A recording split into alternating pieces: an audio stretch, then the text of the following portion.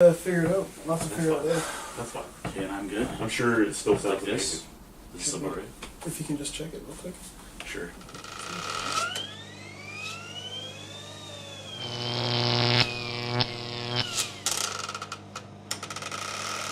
Alright, we're back for another episode of Crosstalk. I'm Tim. I'm Chris. And today we're talking about movie spoofs. We brought on another gentleman. He's sitting right in the middle here. His name's Andre Lindo. He is our resident anime expert. So it's kind of funny that we chose to bring him in for this episode, but I can do. it is the spoofs episode. And you can't hear him. You can't see him. You will hear him. You'll hear him in a second. Our on location at Fort McMurray Action expert. action expert, That's right. Kishan Singh, is he's on my phone right now. You can't see him, but he's here. He's here, we swear. He's right here. Right here. I will make my presence known. I thought I would open up a question to Chris, as we usually do, Yeah. and ask Chris what his favorite movie spoof of all time is. My favorite movie spoof of all time is definitely Spaceballs. Right. It's an absolute classic.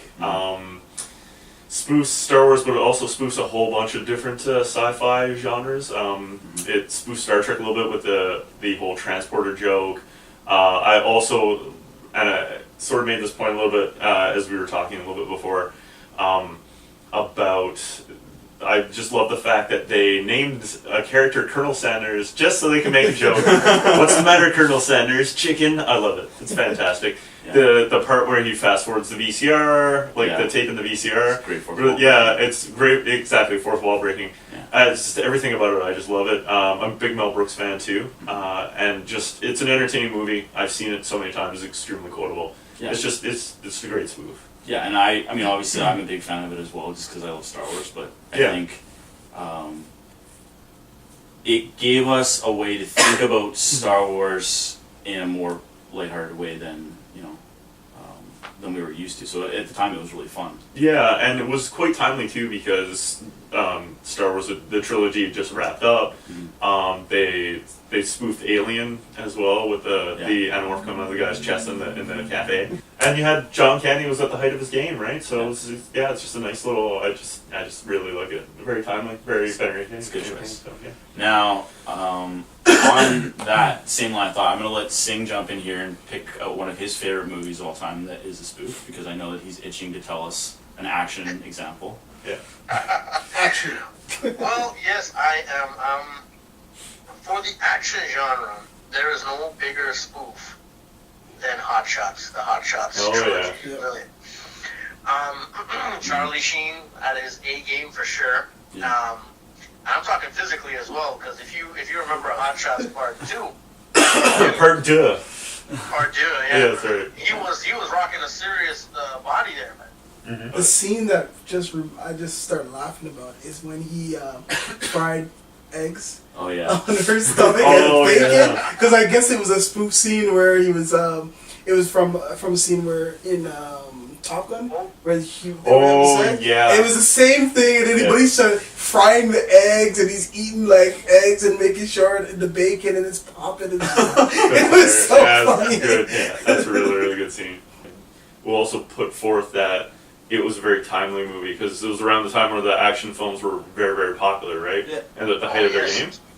So again, it's very popular, and also like Spaceballs, I think, and like spoofs often do, is that they point out common tropes that are overused, and that's why action usually makes for a great spoof genre to spoof, because there's so many tropes in action that are used so often in every single action film that they just take it they take it and they do it times 100. Like if a bus flips over in every action film, they'll have it flip over like 80 times in a spoof, right? Just to point out, just to point out, and it's funny, but it also points out the fact that maybe, hey, action directors, maybe you should use another shot. Yeah, yeah. And we've kind of moved away, we've progressed to a point now where we're seeing a lot of movies that are very satirical in nature, but I think because the genre movies poke fun at themselves more than they have in the past. There's a lot more tongue-in-cheek, definitely, too. Yeah.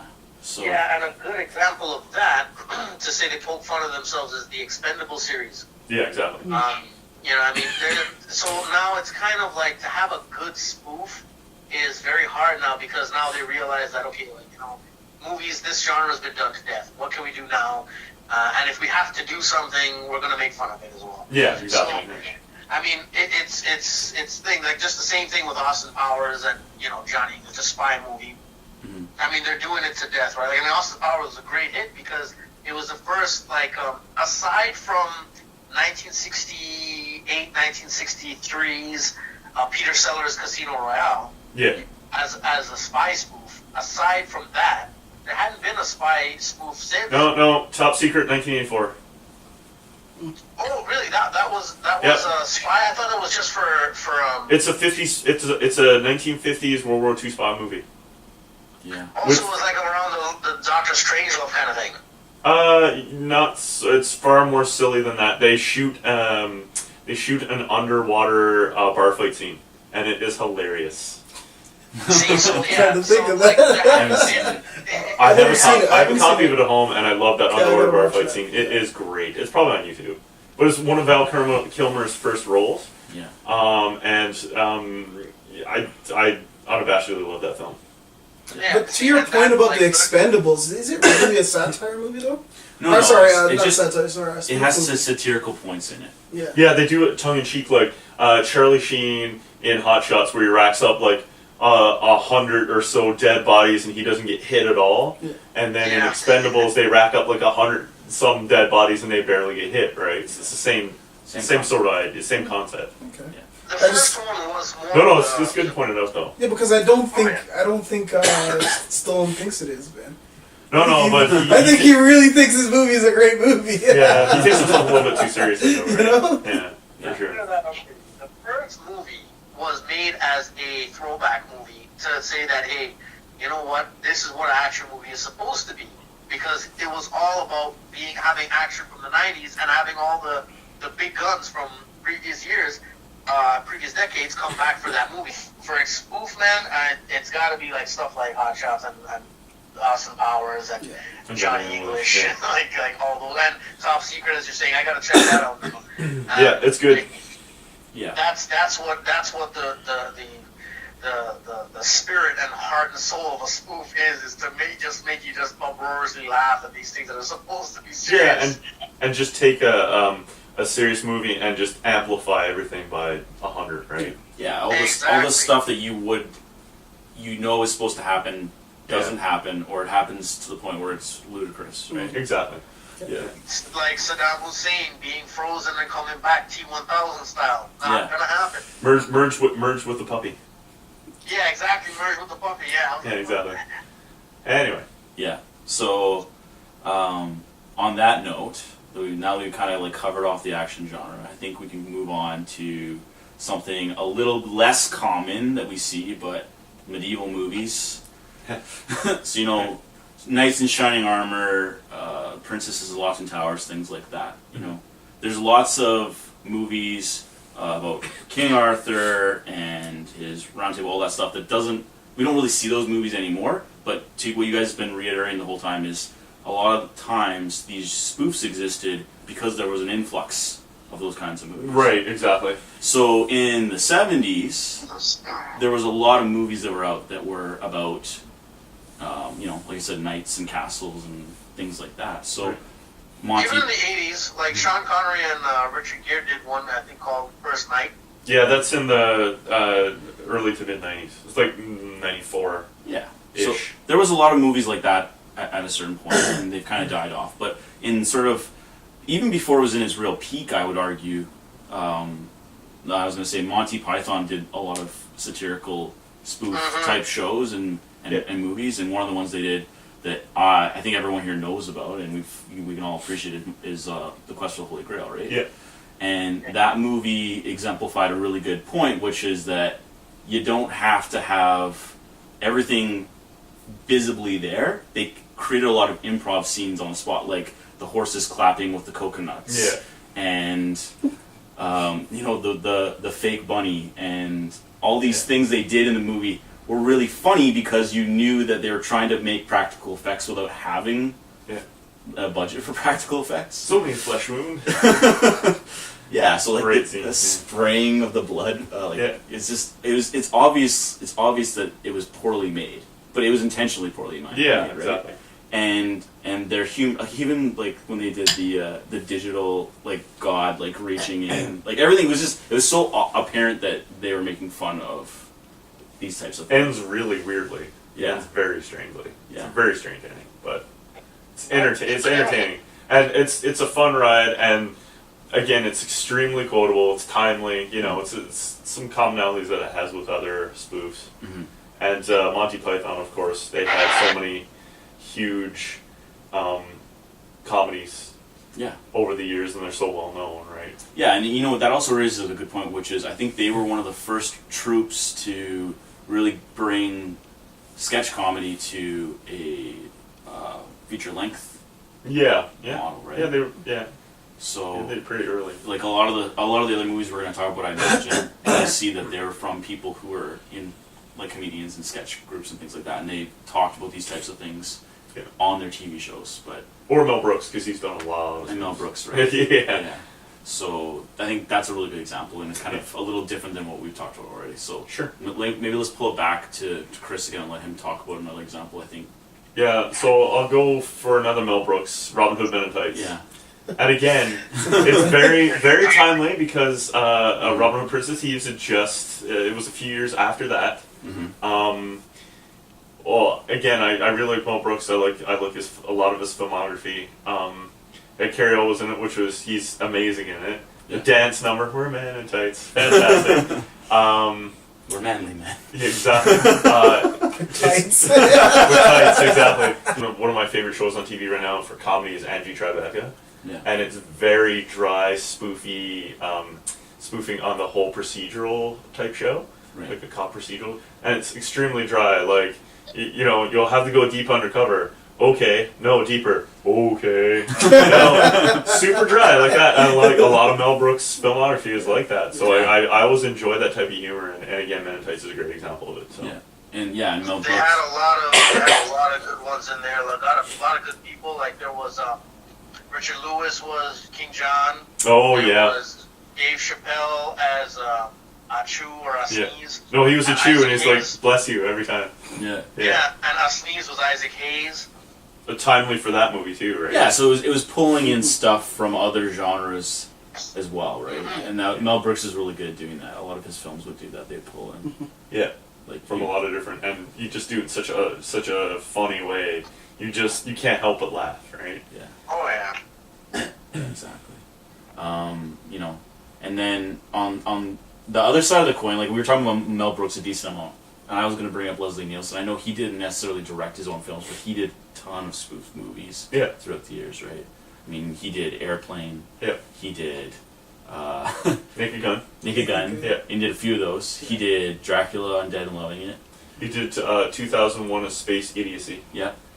He the guy was a staple, and I mean, he was a Canadian actor too. Yeah. He was a serious actor in the day before. Yeah, he was. Yeah. And I was just about to say, like, interesting thing about Naked Gun is that it was a serious police show that he was involved with before it became a spoof movie. Right. Yeah, it just didn't do well on the air, so they just repackaged it as they often do in Hollywood. They just repackaged it as a movie. Yeah. And it turned everything up to 100 and made it a spoof. Yeah. The body condoms. Files. Yeah, exactly. The body condoms, man. Which is similar with Airplane, right? Where Airplane was written as a serious script, and when they decided to redo it, they did it exact same script, but they started adding all these improv flourishes. I didn't like the second one. No? No, but the first one was really... The second one was basically the first one. Yeah, exactly.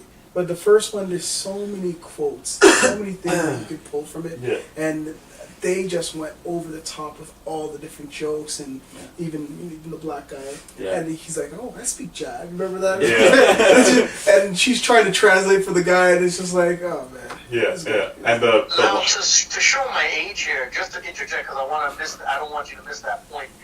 The actual point where there's like, oh, well, they're speaking jive. Oh, I speak jive. That woman is actually the whitest housewife in America. That Yeah. was Julie. Well, that's Yeah, what was so that's funny what, about it, right? exactly. That was what was so She's funny like, about it. excuse me, I speak child. And the way she was just speaking, and she's like, oh, thank you, my friend. And she's like, just the way it was, that was great. Yeah. That guy was angry. I'd also like to point out that Kareem Abdul-Jabbar was hilarious in that movie. Oh, yeah. Oh, yeah. He's like, you tell your dad, like, you have your dad try run up and down the court 28 minutes or 48 minutes, like trying to guard, like, Yeah. right? It's like that's awesome, right? Interesting note. Just to let that they were Mel Brooks who started, like, I think, yeah, Blazing Saddles came out before Airplane, correct? Yes. Yep. Yeah, that's right. I was just double checking because interesting fact is that they wrote Mel Brooks didn't write Blazing Saddles by himself. Actually, it was him and Richard Pryor had the idea for that. Oh, that makes a lot of sense looking back. Oh, okay. And the funny thing is that they were actually supposed to cast Richard Pryor as the Black Sheriff, but they had to get Cleavon Little because Richard Pryor was, I think, he was too heavy to insure or something like that. But there was something, and he was really, really upset about that. But I mean, all the work that he did To write it, yeah. Mel Brooks to write on Yeah. everything, and that movie is basically him and Mel Brooks' baby. Yeah, and yeah, it's interesting some the little stories behind Hollywood films, right? And Yeah. spoofs especially. But it just shows, I think it just shows exactly that spoof movies have the ability to take something that exists Yeah. and then make you think about it in a different context. So, Yeah. like, as an example, where you just brought up the fact that Richard Pryor and Mel Brooks did Blazing Saddles together. Yeah. So at the time, and then the movie was even talking about this itself, but there wasn't a lot of like black actors who got to be at the front stage of a movie. And in that movie, they had directly address it in a Western of all things. Like, Yeah. it's a really interesting movie for that reason. I mean, like, if you look at it now, I was reading this article the other day, the guy was talking about how it's politically incorrect as a movie. Yeah, I was reading that. I think I read the same article. Yeah. But it's... Sorry. No, go ahead. I interjected. Sorry. But the thing is that movies like that should exist because they help us reframe issues in society that we just don't talk about, right? Yeah, exactly. And I think any good movie in any genre will do that, whether it's horror, science fiction, or anything like that. They'll make you think. Now, spoofs in particular, though, Yeah. I think they're necessary and relevant. I lament the fact that they don't often get made as they used to. To Sing's point, it's far more difficult.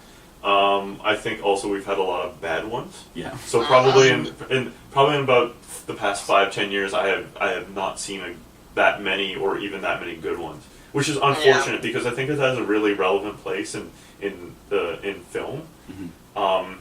Like I said, not only as a point of derivative content, but I think it has a message that maybe you wouldn't be able to make in a regular genre film. Yeah, I mean, like, we saw a bunch of movies called, like, scary movie, date movie, epic movie, disaster movie, superhero movie, all these.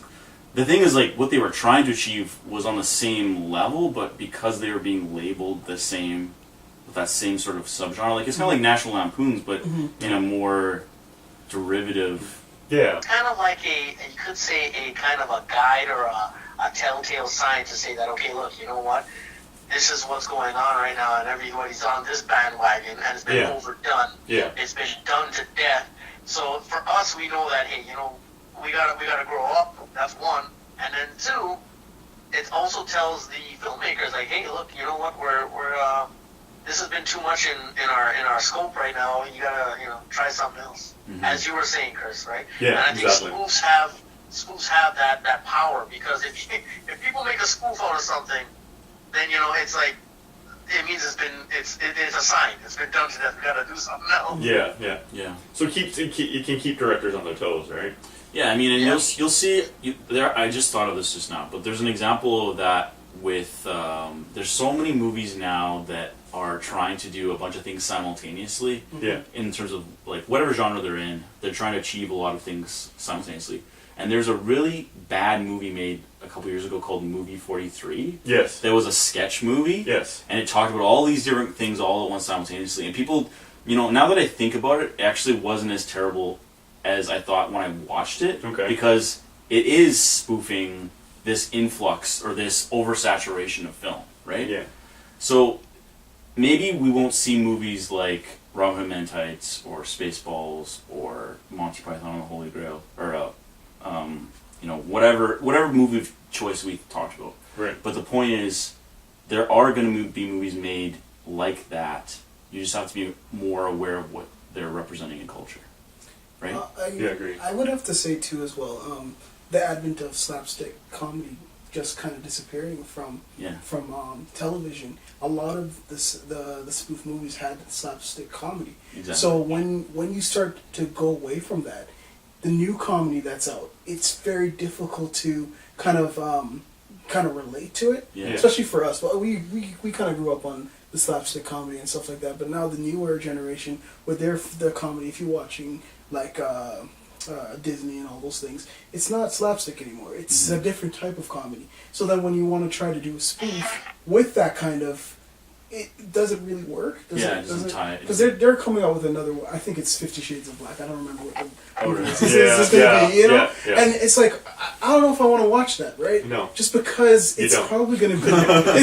I haven't even seen 50 Shades of Grey, but I'm guessing that it's going to probably be trying to cater to a younger audience and younger generation, trying to, stimulate that. Maybe if we brought back the slapstick comedy. Yeah. I totally agree. Yeah. Now, this is the action man talking here. So, beating somebody up is, what I used to do in my spare time. But that doesn't matter. But Hey, hold on. Sorry, he's a martial artist. He's a martial Oh, artist. okay. Just to give you some context. Sorry. I was like, okay. We know the difference, right? I mean, roughhousing is it's commonplace, but I mean, taking someone and striking them with a ball peen hammer in the top of their head, obviously we knew not to do that. That's gonna hurt.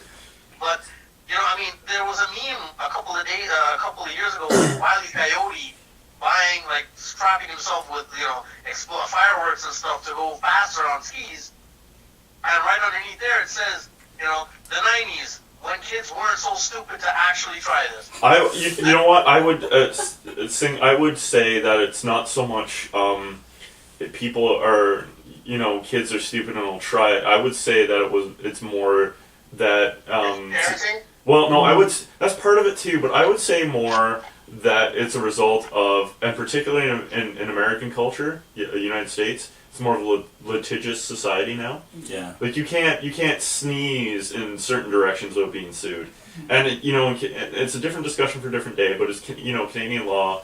If you lose, you have to pay the other person's legal fees. Right. It's not like that in the U.S. You can just sue whenever you want. You can sue whenever you want. So disclaimers like that are more of a cover your ass type situation, right? Like I said before, I lament the fact that we don't have as many as we do, and I would say that again they're still relevant, and poignant, and important. But we could have a very lengthy discussion about why. Why? Yeah. This is more of a discussion about Examples, and just to point out the fact that we feel that they're relevant and we feel that they're important, and we feel that they point out, things that could be done differently. And I think that everybody would like to see a very well done spoof. Well, Yes. Again, it is what the market wants. Yeah. Like right now, the market wants superhero movies. Yeah. They're gonna have lots of superhero movies. So Yeah. But what makes money? Right? what makes money? Which is unfortunate. So I'm going to ask Chris yeah. if he thinks that we've covered everything today. Well, we never cover everything, but I think we've encapsulated what we wanted to put forth, right? That they're important and that we need more. Yeah. I think I agree with that. We need more examples of courageous, outspoken films, and not to throw things under the bus, but you're right. We do need to we need to put more attention on that. So Agreed. that's all I'm going to say about that. And I think that it's time for us to wrap it up. Yeah, absolutely. So, did you agree with our take on spoofs? Do you feel that more are needed? Do you maybe want to correct me in saying that there haven't been any good ones in the last 5 or 10 years? Do you have some examples you'd like to share? Please comment below, like and share the video, or even better, subscribe to the channel.